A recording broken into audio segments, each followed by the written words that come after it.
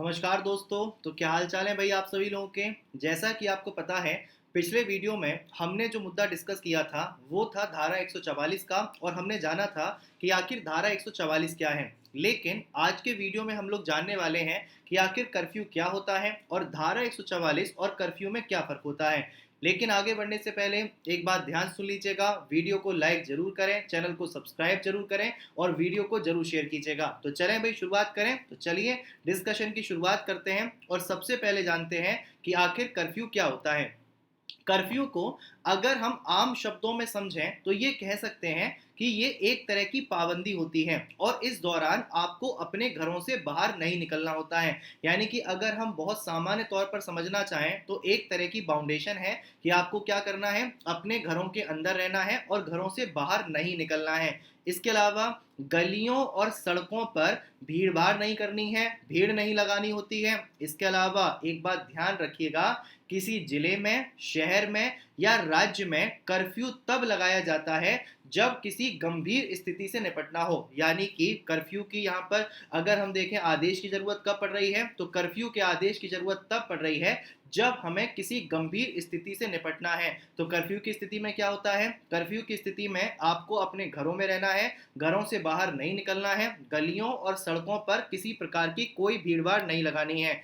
लेकिन यदि हम देखें तो भाई कर्फ्यू शब्द की उत्पत्ति क्या है, कर्फ्यू शब्द का अर्थ क्या है, तो सबसे पहले जानते हैं कि आखिर कर्फ्यू शब्द की उत्पत्ति हुई कहां से है। तो कर्फ्यू जो शब्द है वो फ्रेंच भाषा के पुराने फ्रेज यानी कि कोवरे फ्यू से आया है, जिसका अर्थ क्या होता है, जिसका अर्थ होता है आग को ढकना। यानी कि कोबरे फ्यू जो कि एक फ्रेंच भाषा का फ्रेज है जिसका अर्थ होता है आग का ढकना। अब हमारे सामने सवाल ये होगा कि भाई यहाँ पर आग के ढकने का कर्फ्यू से क्या लेना देना। तो भाई इसको समझने के लिए एक हमें ब्रिटिश कानून को समझना पड़ेगा। तो अगर हम इंग्लिश की बात करें तो इंग्लिश में इसे क्या कहा जाता है, इंग्लिश में इसे कर्फ्यू कहा जाता है। और अगर हम वर्तमान की अंग्रेजी की बात करें, आधुनिक अंग्रेजी की बात करें, तो आधुनिक अंग्रेजी में यही शब्द आपका परिवर्तित होकर क्या हो गया है, परिवर्तित होकर अब कर्फ्यू हो गया है। तो भाई ब्रिटिश कानून से कर्फ्यू का क्या संबंध है, इसे जानने के लिए थोड़ा सा हमें ब्रिटिश इतिहास की तरफ चलना पड़ेगा और देखना पड़ेगा एक राजा के शासनकाल को। तो हुआ क्या भाई, वर्ष 1066 ईस्वी से 1087 ईस्वी तक ब्रिटेन में एक राजा था जिसका नाम था विलियम द कनक्यूरर। तो ऐसी स्थिति में विलियम द कनक्यूरर एक कानून लेकर आता है और उस कानून को किस नाम से जाना गया, उस कानून को कर्फ्यू के नाम से पुकारा गया। तो ऐसे में अगर हम विलियम द कनक्यूरर की बात करें तो उसके दौर में कानून बनाया गया था जिसे कर्फ्यू के नाम से पुकारा जाता था। तो भाई क्या था वो कानून जिसे कर्फ्यू के नाम से पुकारा जाता था, तो होता यह था कि अगर हम उस दौरान के ब्रिटेन की बात करें या इंग्लैंड की बात करें तो वहां हमें एक चीज देखने को मिलती है कि वहां लकड़ी के बने मकान काफी बड़ी मात्रा में देखने को मिलते थे और ऐसे में अक्सर लकड़ी के बने मकानों में भयंकर आग लग जाती थी। तो ये जो कानून कर्फ्यू लाया गया था वो इसलिए लाया गया था ताकि क्या किया जा सके, उन मकानों में आग लगने को रोका जा सके।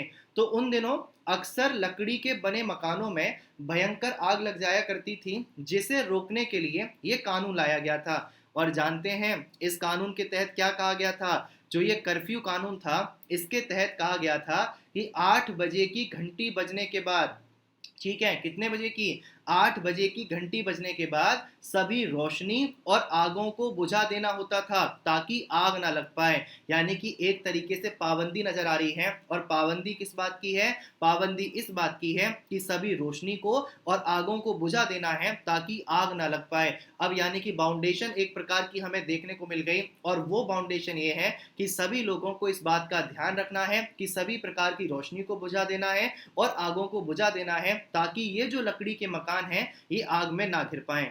इसके अलावा लेकिन अब हमारे दिमाग में ये थॉट आता है कि सीआरपीसी की धारा 144 हमने पढ़ी थी और अब हम ये कर्फ्यू पढ़ रहे हैं। तो सीआरपीसी की धारा 144 और कर्फ्यू में हमें क्या अंतर नजर आता है, हमें क्या फर्क नजर आता है। तो चलिए भाई जानते हैं इस बात को और देखते हैं कि सीआरपीसी की धारा 144 और कर्फ्यू में आखिर अंतर क्या है। तो सीआरपीसी की धारा 144 संबंधित क्षेत्र में 4 या अधिक लोगों के इकट्ठा होने पर रोक लगाती है। तो 144 किसके बारे में बात करती है, 144 कहती है कि संबंधित क्षेत्र में 4 या अधिक लोगों के इकट्ठा होने पर रोक होगी, लेकिन अगर आप अकेले जाना चाहते हैं तो अकेले आ जा सकते हैं। लेकिन ध्यान रखिएगा, 4 या अधिक लोगों के इकट्ठा होने पर और आवाजाही पर रोक होती है। इसके अलावा अगर हम कर्फ्यू की बात करें तो कर्फ्यू में क्या कहा जाता है, कर्फ्यू के दौरान लोगों को एक विशेष अवधि के लिए घर के अंदर रहने का निर्देश दिया जाता है। जैसे आपने क्या देखा, धारा 144 में 4 या 4 से अधिक लोग इकट्ठा नहीं हो सकते हैं, साथ आवाजाही नहीं कर सकते हैं। लेकिन अगर आप अकेले चाहते हैं तो अकेले आवाजाही कर सकते हैं। लेकिन अगर कर्फ्यू की बात की जाए तो कर्फ्यू में आदेश दिया जाता है और आपको विशेष अवधि के लिए घर के अंदर रहने का आदेश यहाँ पर दे दिया जाता है। इसमें आप अपने घर से नहीं निकल सकते, चाहे आप अकेले ही क्यों नहीं निकलना चाहते हैं। तो आपके मन में सवाल आएगा कि अगर हम निकलना चाहते हैं और अगर कोई ज़रूरत है, अगर कोई ऐसी इमरजेंसी आ गई है तब क्या होगा।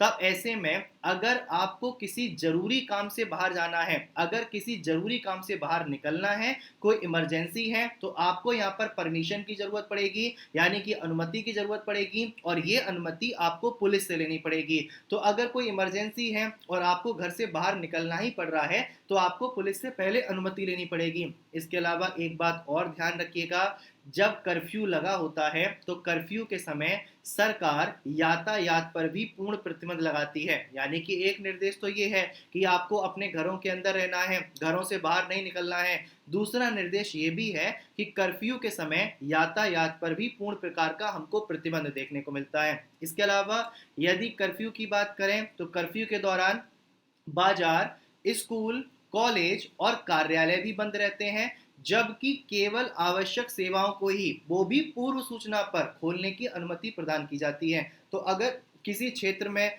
किसी जिले में, किसी शहर में कर्फ्यू लगा है तो वहाँ के बाजार बंद होंगे, वहाँ के स्कूल बंद होंगे, कॉलेज बंद होंगे, कार्यालय बंद होंगे, जबकि केवल आवश्यक सेवाओं को ही, और वो भी पूर्व सूचना पर, खोलने की अनुमति प्रदान की जाती है। अब हमारे मन में आएगा, हम तो नहीं मानेंगे, हम तो बाहर घूमने जाएंगे, हमें तो भाई इससे कोई फर्क नहीं पड़ता है, हमें कौन पकड़ लेगा। तो भाई ऐसे में आपके लिए यहाँ पर सजा का प्रावधान किया गया है। तो कर्फ्यू का उल्लंघन करने पर सजा मिलती है और देखते हैं कि सजा क्या हो सकती है।